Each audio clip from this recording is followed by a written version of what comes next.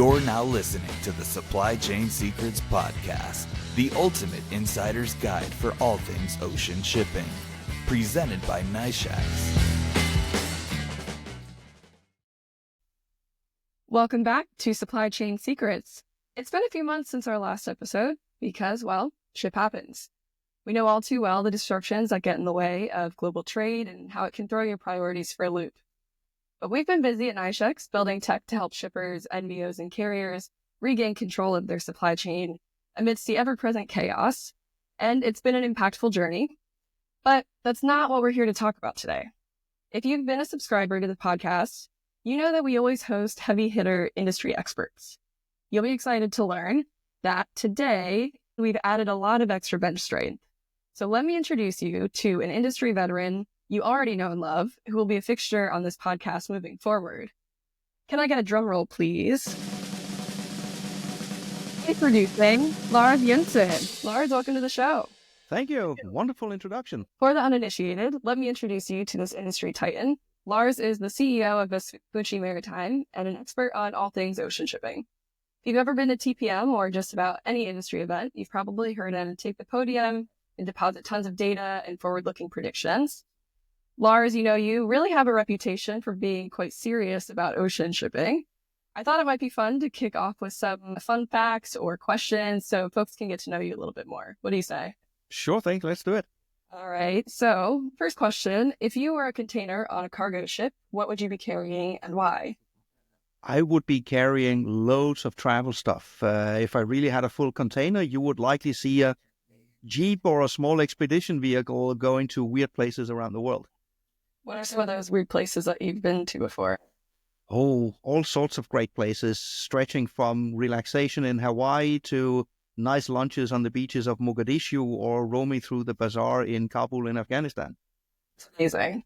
Yeah, you're quite a traveler. I feel like every time I talk to you, you're a new background, somewhere fun and different. Absolutely. I think last year I had 200 days away from home. What a traveler. Okay. All right, next question. So what is the weirdest or most surprising thing you've learned about container shipping? Oh, there are so many different ones to choose from. So if you'll allow me, I'll pick more than just one. I find the concept of general average absolutely fascinating. It's almost like you are on a bus. The bus goes off the road and the passengers now have to pay for a new bus. I find that really, really weird. And I also find it strange, at least when I was new to the industry, that if you're on a container ship, you don't factually know what is inside those containers. You know what the shippers have told you, but you actually are not allowed to open them and verify, is it true? So it's a bit of a mystery box out there if you think through it. Yeah, I guess on that note, that could be why it's so dangerous too. Absolutely. All right. And then my last question here. So if you were a ship captain, what would your catchphrase be? My catchphrase would be probably both predictable and very boring. It would be as simple as stay safe. I have not been having the pleasure of working on a ship, but prior to joining container shipping, I was working offshore on oil rigs in the North Sea, which is probably not dissimilar in terms of being a somewhat dangerous work environment. So for that one, stay safe. That's what I would stick with. I think I would appreciate working on that boat with you. It's a good motto. All right, so should we get to the meat of the show today? Let's do it. So when we were planning this episode recently, you said that the hottest topic in shipping right now is the Red Sea and a potential market crash. Why is that? Because if we are being somewhat optimistic, it's nice to see there is a ceasefire over in Gaza. That was a trigger point for the Gaza conflict, was a trigger point for the whole debacle in the Red Sea. And we can hope that we are now on a path for peace. That is undeniably good news if that is the case. But it also means that the commercial conditions in the industry will change dramatically. Just as it changed dramatically back in late December 23, when suddenly all the vessels had to go around Africa and we got an extremely tight situation, reopening is also going to come with its own share of troubles. But let's be clear, it is undeniably a good thing if the Red Sea reopens and we get peace. Then there will be some problems to deal with for both shippers and carriers, but it's on a positive background. So at this point, it feels still pretty tentative. There's 3 stages to the ceasefire. So do you feel confident, maybe wary about the situation that it would progress positively and it would open back up?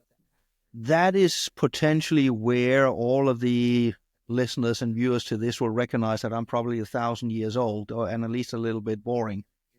There has been so many cases of war and conflict and ceasefires and peace and broken agreements in the Middle East over the last many, many decades that I want to see it to believe it. It's nice there is a ceasefire now, but is it going to last? I would hope so, but I would not necessarily put money on it.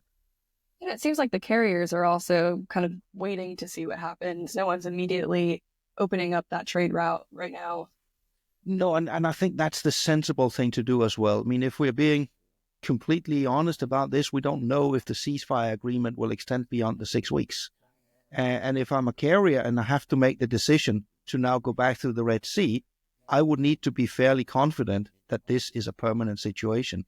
We factually know that the ceasefire after 6 weeks should be followed up with what's called stage 2 and 3. We also factually know that the Israelis and the Palestinians have not agreed on phase 2 and 3. So in that context, it would certainly be premature if the carriers were to change anything, at least until a stage 2 and 3 agreement is in place, and it seems likely that it will be adhered to. Have we seen this happen before in that area where global trade was just shut down for an extended period of time? We have seen it before, but for the Suez Canal, for example, to be closed, anything on this magnitude, you would have to go back to the 1967 war, which ended up closing the Suez Canal for an 8-year period. I mean, the blockage that we saw with Ever Given getting stuck back there in 2021 was just 8 days. That was a lot more manageable. Prior to that, I believe in the 1950s, we also had a shutdown of the canal for, I think it was a 6 or 7 months period. So this is the second worst impact we've seen on that region from at least a shipping perspective. And so could you walk me through what you think will happen with vessel capacity and the price of ocean freight if it does open back up? This is where we need to sort of separate our mind into two different boxes, the overall structural part and what will happen in the transition period. So if we save the transition period for last, so we say, fine, all the carriers go back, and now a couple of months have gone by, and we are now in a new stable situation. I think the best way to think about it is this. Think back to fourth quarter 2023, just before the Red Sea crisis. At that point in time, we definitely had overcapacity, and that had brought freight rates down. All the major carriers were loss-making in fourth quarter 2023. That was where the market was. If we look at where we are now, we have had 10.5% additional capacity delivered since then. Global demand has grown 6%. So from those numbers alone, we know factually that the global supply and demand balance is slightly worse now than what it was in fourth quarter 23. That is the simple baseline. So the simple baseline is market conditions in terms of supply and demand will be weaker than in fourth quarter 2023. Then there is a number of things that can then be moving parts. The first part, this is the transition period I talked about. Because when the Red Sea opens up, that means shortening the supply chain by 1 to 2 weeks, especially from Asia to Europe. But that also means some of the first vessels to do this will quite physically overtake the ones that are already going around Africa. So you will see a massive congestion problem up in Europe with twice the number of vessels, twice the amount of cargo arriving in the same span of time. It's not a permanent situation, but it will create significant congestion problems in Europe and will likely take several months to work through. So it's not that we go from the current situation to significant overcapacity from one day to the other. That will not be the case. So a significant transition period. That transition period will likely also trigger a number of other effects. I mean, imagine this. You are a shipping line, and suddenly you then have 2 vessels, big vessels, come into the same port instead of 1. As a shipping line, your priority will likely be, I need these vessels handled as rapidly as possible. And the best way to do that is to say, well, for this 1 week, let's just not load any of the empty containers for the backhaul. That will solve my immediate problem. That means I can turn the vessels faster. That is great. It will, of course, create a new problem 2 months down the line, because then we are not getting empty containers delivered out in Asia to the tune that we are used to. So we could have the effect that with a, say, 3-month lag time from the Red Sea reopening, then we might have somewhat of a shortage of empty containers out in Asia. From a carrier perspective, that's a problem to be solved down the line. And if you do have a shortage of equipment, that typically just translates into at least an upwards boost in freight rates. So I'm not sure the carriers would be too unhappy about those ripple effects. So you're going to have all of these strange ripple effects happening during that transition. So it sounds like there's a lot of it that's out of your control if you're a shipper or an importer. But do you have any advice maybe or recommendations for shippers? Yeah, exactly. For the shippers, and especially if you are a shipper in Europe, first of all, it's about recognizing that if we get this significant level of congestion, it's not a problem that overall can be solved. So it's not a matter of saying, how can I avoid this? You can't. It's a matter of saying, how can I handle this better than my competitors? Turn it into say, can I make at least a competitive advantage? Do I have agreements set up in place so I have preferential access to trucks when there's not enough trucks to go around? Do I have the right deals set up so I actually have some place to get rid of my empty containers? So how do I at least try to ensure my supply line?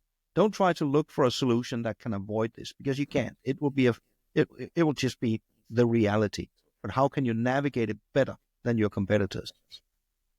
And you might need to consult your crystal ball here, but what time period would you expect this to maybe be happening if all things continue as it has been? If it continues as it has been, the absolutely most wildly optimistic timeline I can see are carriers in second half of February contemplating going back to Red Sea, because that would be the time frame where we could hope there might be an agreement to phase 2 and phase 3 of peace in Gaza, and that might trigger the carriers to contemplate maybe we should do it now. That's the absolute fastest I can see this happen. And if I'm an importer in the United States or in the Americas in general, do I need to care about this? Depends a little bit on who you are. If you're shipping Asia to US West Coast, you're not directly impacted by this at all. The ones that are directly impacted are the ones from Asia to US East Coast, especially from Southeast Asia, the stuff that does not go through the Panama Canal, but usually goes through Suez and now goes around Africa. So you're the ones that are going to be impacted by this.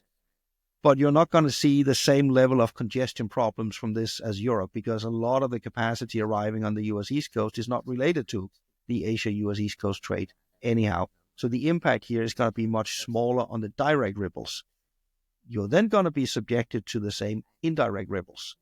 Indirect in the sense that if carriers are not repatriating enough empty containers from Europe out to Asia, and you suddenly have a temporary equipment shortage in Asia, that impacts all Asian exports, including the one that goes to the US. So you could be impacted by this.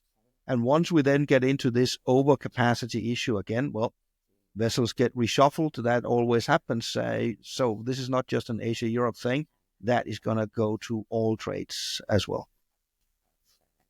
Circling back to our conversation about the price, the rates. So do you think carriers are going to maybe not put out all the capacity that will become available to try to help keep the rate level more stable?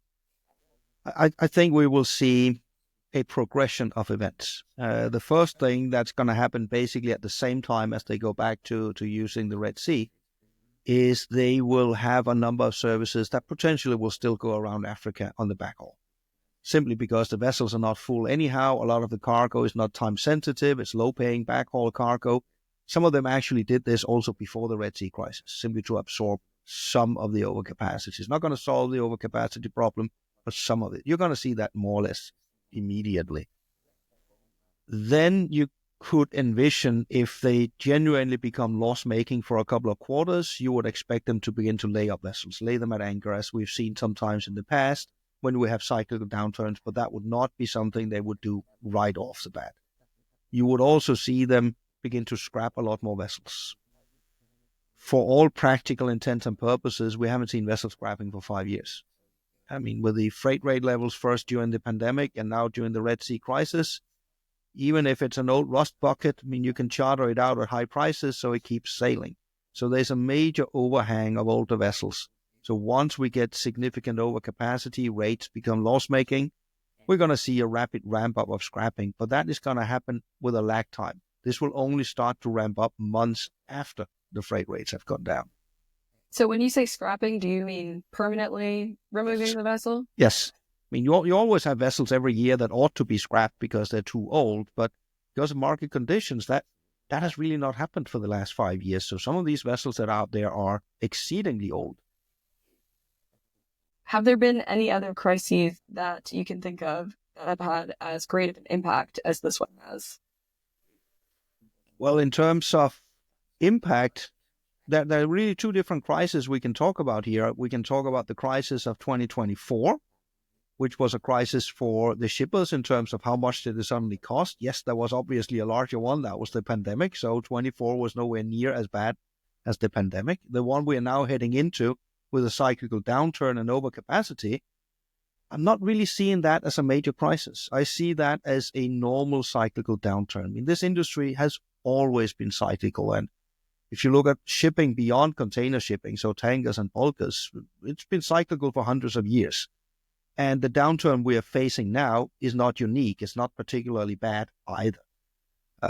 If you look back and say, for example, some might have been here long enough to remember the financial crisis of 15 years ago. That was much, much worse than what we are faced with in the downturn now. This is, I would call it a run-of-the-mill downturn, which of course is not nice if you're operating in a carrier, and yes, you're going to incur losses, but it is not the end of the world. That's good to hear. An optimistic take on it. Well, Lars, do you have anything else you want to share? Any pieces of advice? I think the one thing I would put out there is stay flexible in terms of how you're managing your supply chain, because as we've seen with the Red Sea crisis as the latest example, things can change extremely rapidly, either upwards or downwards, and in unpredictable ways. What I would also say is, and this is where I tend to be the eternal optimist, there's been plenty of headlines, especially during the pandemic, but also sometimes here during the Red Sea, that supply chains have broken. Of course they have not broken. Year on year, we are still moving more containers around the world.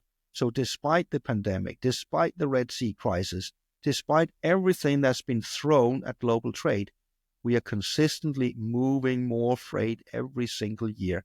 And I think that really shows the resilience of this industry, how good both shipping lines, logistics companies, importers and exporters are at adapting to whatever environment is being thrown at them. So if you work in logistics and you haven't been told you're doing a good job in a while, you heard it from Lars, more containers are moving, we're doing great, no need to stress too much.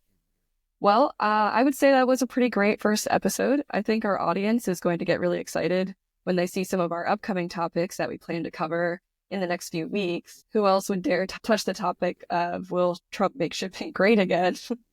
We are going there. So Lars, is he really going to take back the Panama Canal? Well, maybe let's wait on that, actually. Let's wait on that one. We'll unpack that another week. Thanks for tuning in today. Subscribe on our website or your favorite podcast app to be alerted when we post next week's episode. And make sure you're on the inside of all things supply chain. Thanks for listening to Supply Chain Secrets Podcast, presented by Nice Shacks. Be sure to subscribe on your favorite podcast app. Want to be a part of the show? Register to attend a live recording at the link below.